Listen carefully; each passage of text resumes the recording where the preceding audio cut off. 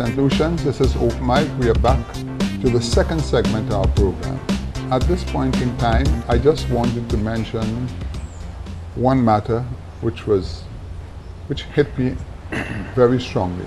When I visited Bordelais, just entering Bordelais and watching the inmates and watching the whole setup and everything else was so frightening, and the impact it had on me just for that moment was just incredible. So I can well imagine that a person who is going in there, even just on remand, knowing that they have not, let's assume they have not been guilty of any charge at all, but just going in there and they don't know when they're going to come out, it is unbelievable.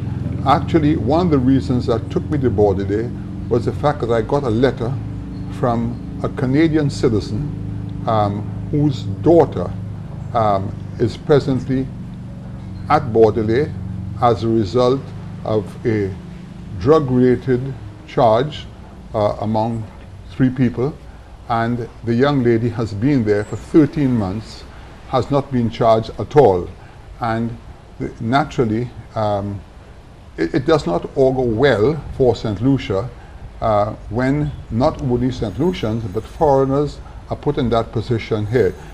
Whether the person is right or wrong, it is sending the wrong signal to the international community when already we know what the Americans are doing, withholding aid to the police for certain prejudicial killings. Right or wrong, but that's what it is seen by an international community, and that goes wrong, and that does not augur well. Now, on my left, I have Mr. Lucius Doxery, who I'm just going to ask his input, because he's a young man and he's in the community of the Marshall area, and I asked him earlier on what was his take on the number of people in the area sort of who are on the block, who are depressed, concerned about what is going on in St. Lucia. Mr. Doxery, can you just give us an idea of what highlighted? Well, what I would say actually is that you know, you find people on the block not necessarily because they don't want better for themselves or they don't want to do something for themselves, you know. What has taken place, I think, over the years is a sense of hopelessness, whereby people sometimes cannot really see the equal advancement of themselves within the society that they live in. And because of that, you know, where they feel like, the current situation is where they don't believe that they have the equal opportunity to advance, you find that they have to resort to whatever it is in order to survive and to fit in and to coexist with the norms of the day. So because of that now, the power of the situation that they find themselves in, you know, they resort to different things in order to help themselves, you know. Sad to say, what is happening is that they're becoming a victim as well of the very society, you know, the social ills, you know. But as a young man living among those people today, if you had some advice to offer, what would be the best route you think they should follow? You see, it's very difficult to just offer advice and not offer a way out. You know, offering a way out and offering advice, that's 2 different things. Right. The advice that I would give is to believe in yourself. Well, but you can give advice to the politicians. You're not. Oh yeah, well, you can do that. Absolutely. Yeah. I could do that. You see, I think a lot of focus must be placed on the socio-economic aspect, you know, of our present day society, you know, and how it impacts everyone, you know, the domino effect based on the fiscal situation, equal opportunity to advance, the level of education that is presented, the quality of education again that is available, you know, all these it's a holistic approach. It cannot be. Question for you. The representative here is Honorable Philip Pierre. Yes. Yeah. Now I notice you have a very beautiful human resource center at the Marshall area. Am I correct? Quite honestly, I know that there is a resource center But I personally have never really been there. So I You've might not- never been to the... But what is the No. purpose of a human resource center? I would have imagined that a human resource, the very word human resource tells you, it is for human resources. Aren't there meetings that take place? Why is the building even put up then? Is it just there for looks? Is it, or even though you have never been there, to the best of your knowledge, has it been used for anything productive? I would like to think so, because if it is there and it has the resources, you know, Yes. computers. You see, I have been away from my community for some time, but ever since I've been back, I haven't. How long have you been back? I've been back probably about 3 months. Where were you? I was studying abroad, Yeah.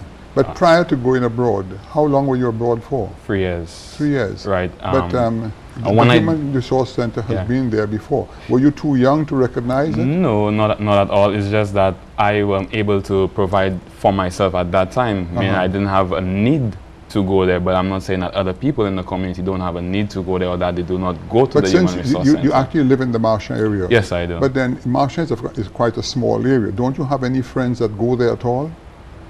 Well, I know of a few people who go there not only to advance themselves, but to actually, I know that the Honorable Minister, he Philip, actually yeah. provides some sort of economic support, you know, whenever he can, however he can. So I know of a few people who go there, and they have been, well, I am witness to say that they have told me that they have gotten that type of aid from They've them. derived some benefits from it. Absolutely, Yeah. you know, but as I'm saying, when you ask me, that's a direct question. So speaking for myself, I have not seen Benefited, yeah. I wouldn't say that I have not benefited, and why I would say that, because if my brother man has benefited from it, then I have benefited. Correct, yeah.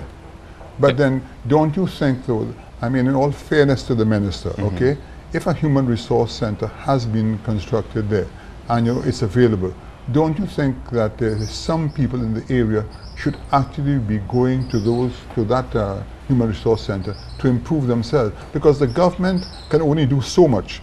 If they have taken the state funds to build a human resource center, it's only fair that the citizens and the people in the area, I mean, the minister has a lot of work to do other than hold somebody's hand and drag them to the place. Well, if I understand what you're saying correctly, yes. I mean, if the place is there, that has to show some intent to help or to, Correct. you understand? Yeah. Again, to be fully emancipated is to actually be able to see what is available on your own and to use it, Right. you know, based on what it is there for. Yeah. You understand? I don't think that the minister has to directly get involved. He has already done his part That's by right. creating a structure. Correct. Now, what you have there is you're looking at it from one angle whereby people are not going, but that is to me committing the fundamental attribution error, which is just basically judging, well, not really judging, but forming an assumption based on only what you're seeing. Okay, but there are a lot of other factors that can cause someone not to go there. For instance, someone has not been properly educated Yes. to the sense where they are emancipated Yes. to see a resource for what it is, an opportunity for what it is, and to take hold of it or to make. But as a young guy... And again, we don't want to go far off to assume that people are not using the resource center, because I would not be a good judge. a good judge of that. You know, I would not be the right person to actually, can I ask you you know, a question, put that Mr. into Dosri? perspective. Yeah. Yeah. Okay, you may be one of the fortunate few that was able to arrange to go away and educate yourself a bit more. But being a young guy and frequenting the boys in the Martian area, the lack of education starts from maybe poor parenthood. They didn't go, they didn't do well at school, or some of those who were truant and did not attend school. And you know, there's only so much the government can do. I mean, let's face that. You know, what kind of advice can you offer to the powers that be to sort of encourage those young people coming up there? We know for a fact we have a lot of young teenage pregnancies on the island. They're not capable of taking their proper care of their children. As a result, they end up as liabilities on the state. And from what listening to you, there seems to be a portion in area, and not only in the Marshall Bay, but throughout St. Lucia, where that type of business exists.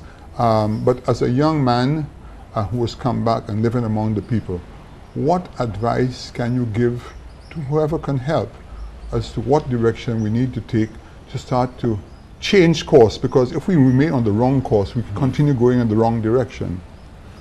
Okay, well, it starts with, you know, education. And I would start with education, and I would go to education reform. Because what you are doing basically with the type of the educational system that we have, which is so Eurocentric, is that what you are doing indirectly is you are basically taking somebody else's perspective of a way of life and imposing it on people that have a different origination. You understand? The people must be taught to know themselves, or the people, true knowledge of who they are must be given to them in order for them to be awakened. Okay? So you have to go before slavery. Who were you before? You have to give them the hope that they can achieve, because their forefathers were great men and women, kings and queens, emperors and empresses walking the face of the earth, and that is a fact. So if they cannot see greatness in themselves from a very early stage in their development, it is very difficult. They tend to lose hope. Right. Yeah. So when a plant is young and it is bending, you need to give it the brace so that it could grow upright. Got you. So that's what. St. Lucia, this is Open Mic. We're just coming to the end of the second segment of our program. We'll be right back.